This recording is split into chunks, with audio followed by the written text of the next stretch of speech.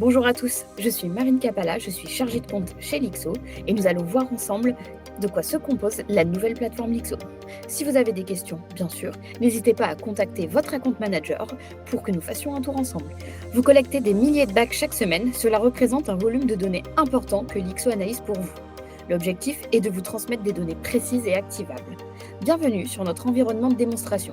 Il s'agit d'un site factice pour lequel nous avons appliqué des données cohérentes pour simuler votre espace Lixo. Nous voici sur la nouvelle version de la plateforme Lixo. Comme vous pouvez le voir, le design entier de la plateforme a été repensé afin de faciliter l'utilisation ainsi que la compréhension des données. Comme vous pouvez le voir, la barre de navigation a été modifiée. Nous commençons donc par les priorités, car il est plus simple de cibler directement les informations qui ont été pré-analysées pour vous. Et puis ensuite, si vous avez besoin d'aller dans le détail, vous pouvez aller dans l'onglet Diagnostic sur lequel vous allez retrouver plusieurs niveaux d'information. Les indicateurs clés, les zones personnalisées, les rues, les adresses, les identifiants de bac ou les tournées.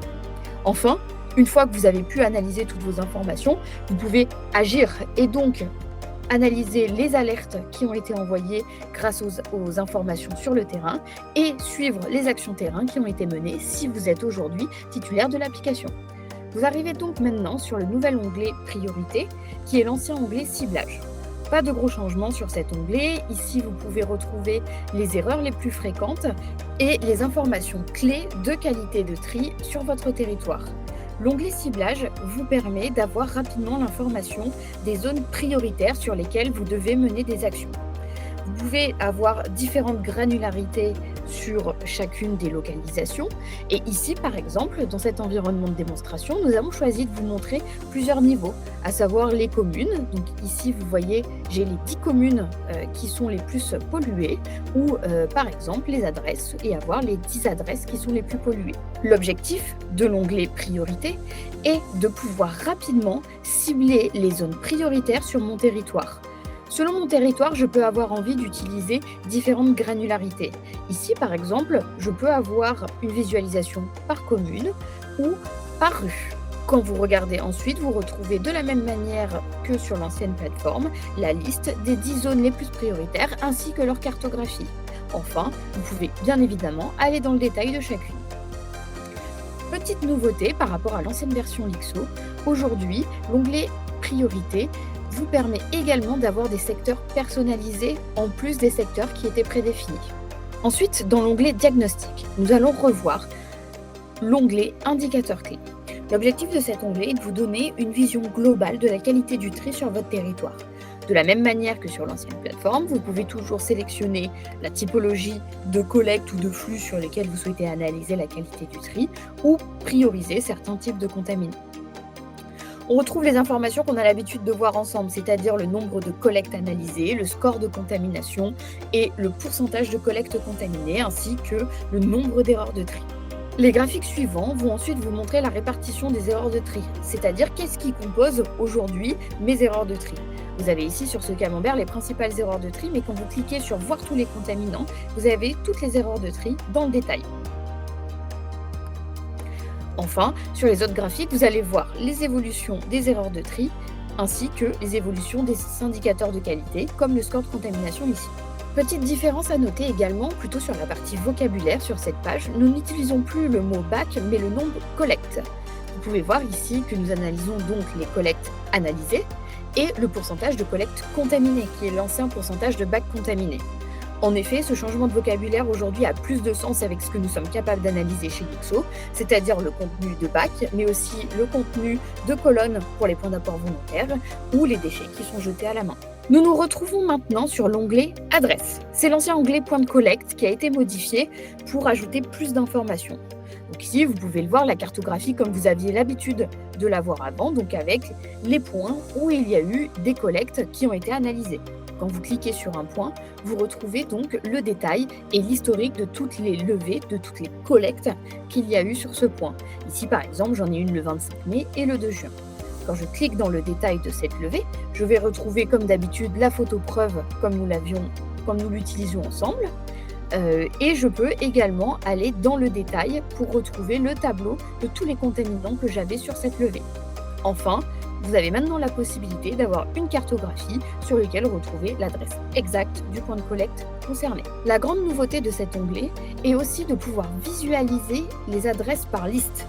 Ainsi, vous avez toutes les adresses sur lesquelles il y a eu des collectes et vous pouvez les filtrer dans un ordre ou note. Par exemple, moi j'ai envie de voir toutes les adresses sur lesquelles j'ai un score de contamination qui est très élevé et donc je vais les retrouver ici. Quand je clique sur le détail de cette adresse, je retrouve donc l'historique des levées et les photos preuves comme on a l'habitude de les voir. Dernière astuce sur cet onglet, vous pouvez utiliser la barre de recherche pour retrouver une adresse en particulier. Par exemple, si vous savez que vous avez mené des actions ou que vous souhaitez analyser sur une rue en particulier, vous pouvez tout à fait la rechercher ici. Donc là, par exemple, je cherche la rue des Jonquilles qui se retrouve ici et donc je retrouve le détail de la rue des Jonquilles beaucoup plus facilement. Nous abordons maintenant une nouveauté majeure sur la nouvelle plateforme Lixo. Vous avez maintenant la possibilité d'intégrer directement des zones personnalisées sur la plateforme qui vont vous permettre, selon vos propres découpages, d'avoir les informations de qualité du tri. Ici, sur ce compte de démonstration, nous avons par exemple choisi d'avoir plusieurs niveaux de découpage. Sachez qu'il n'y a pas de limite de découpage aujourd'hui. Le découpage que nous avons choisi sont par exemple les communes, parce que je souhaite analyser les communes qui comportent mon territoire et les comparer entre elles. Nous avons aussi des découpages selon la typologie d'habitat, donc à savoir de l'habitat collectif ou de l'habitat individuel, car il est important pour moi aujourd'hui de faire la différence entre la qualité du tri sur de l'habitat vertical ou de l'habitat individuel.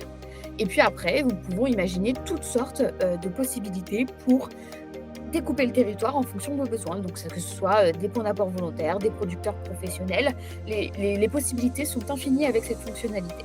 Restons sur les communes. Ici, dans un premier temps, je retrouve la cartographie, comme j'ai l'habitude de la voir, avec la qualité du tri et selon les communes que j'ai découpées au préalable.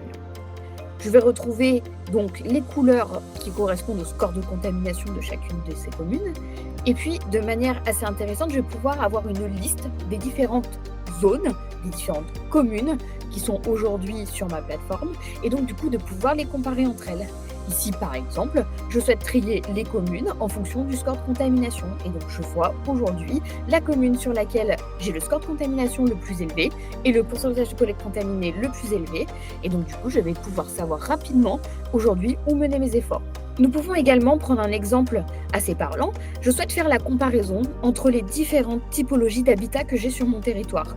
Aujourd'hui, j'ai mis dans la plateforme Lixo zone rurale, zone périurbaine, zone urbaine dense et zone touristique et littorale. Ainsi, je vais pouvoir comparer le nombre de collectes que j'ai eues sur chacune de ces zones et le score de contamination obtenu. Bien sûr, lorsque je souhaite aller dans le détail, je vais retrouver toujours les informations clés, donc comme nous avons l'habitude de les analyser ensemble, sur le nombre de collectes et le sort de contamination. Et puis après, en allant dans les adresses, je vais pouvoir avoir toutes les adresses où il y a eu des collectes sur ce secteur. Et enfin, la cartographie liée à ce secteur avec les points de collecte, comme nous avons l'habitude de les voir.